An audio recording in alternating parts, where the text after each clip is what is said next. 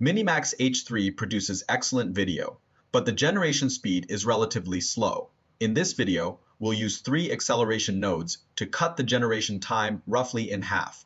For some image-to-video workflows, we can even reduce the time to about 1/3 of the original. This method isn't limited to text-to-video. It also works with image-to-video and reference-based generation. Let's look at the results from my own tests. The standard text-to-video workflow took 7 minutes and 12 seconds. After acceleration, it took 3 minutes and 34 seconds, which is about twice as fast. For image-to-video, the standard workflow took 10 minutes and 49 seconds. After acceleration, it took only 3 minutes and 19 seconds, reducing the time to roughly 1/3.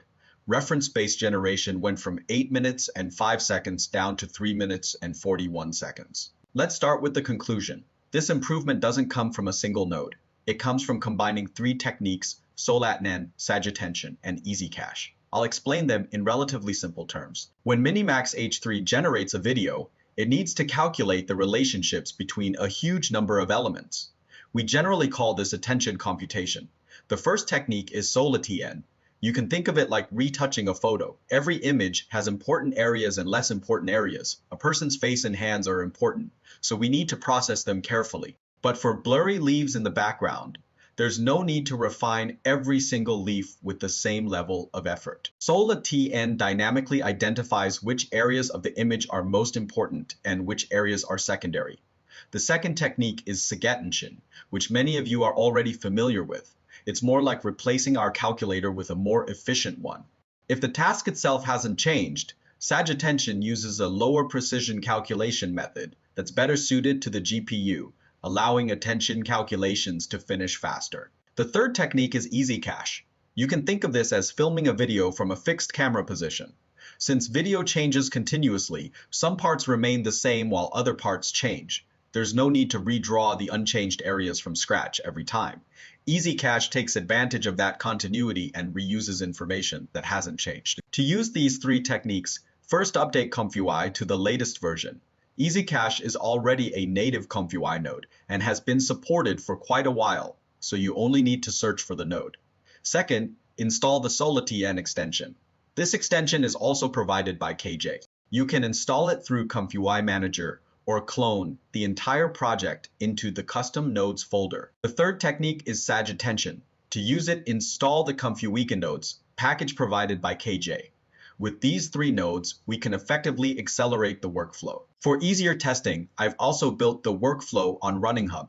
In the ComfyUI space, RunningHub is a great online working platform because whenever a new model or extension appears, it usually adds support for it very quickly. RunningHub also provides an online community for ComfyUI creators, where you can find plenty of creative inspiration and example workflows. Now let's see exactly how this works. I'll gradually add each acceleration technique to the workflow, so you can see the actual speed improvement. We'll use text to video as the baseline. Each time, I'll add 1 acceleration method and compare the sampling time. First, let's look at the original workflow.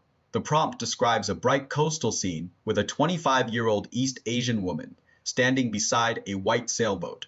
She slowly raises a triangular sail by pulling on a rope. This example includes interaction between the hands, the rope, the sail, and the sea breeze. So it gives us a good way to check whether acceleration changes the motion or material behavior. The original workflow took 7 minutes and 12 seconds. Keep in mind that this total includes model loading, text encoding, and the later sampling process. Let's look at the generated result. The woman quickly raises the sail, but notice that the mast starts out tilted over. Now let's create the first accelerated workflow. The overall structure hasn't changed. I've only added 1 node called Patch Sol-Attn. Connecting it is simple. Connect the model to the input of this node, then connect its output model to the downstream parts of the workflow. This node has quite a few parameters, but I think there are only 3 that most users really need to pay attention to: tau, start time percent, and end die percent. The first is tau. You can think of it as the strength of the acceleration. The higher the value, the less computation is required and the faster the process becomes. However, it may also affect the image quality or motion. So I'm using 1.2 here as a relatively conservative setting. The second and third parameters are start percent and end die percent. I'm setting them to 0.2 and 0.9. You can think of these as the first 20% and the final 10% of the video. Those two sections are excluded from acceleration and are calculated in full. Only the middle portion is accelerated. After adding this node, the generation time drops noticeably from 7 minutes and 12 seconds to 5 minutes and 6 seconds. That's roughly a 41% speed improvement. However, the two videos aren't completely identical. In the original version, the woman first raises the mast and then raises the sail.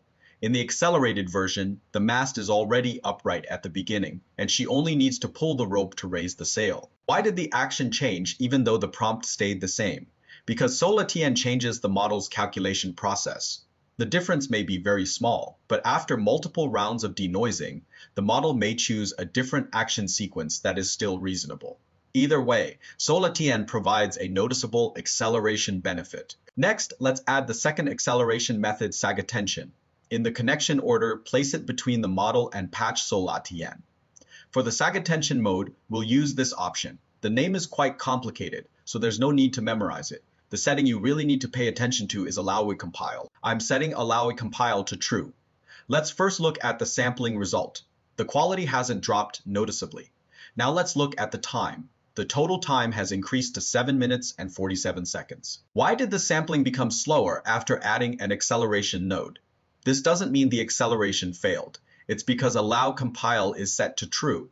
When the program runs for the first time, it needs to compile the model.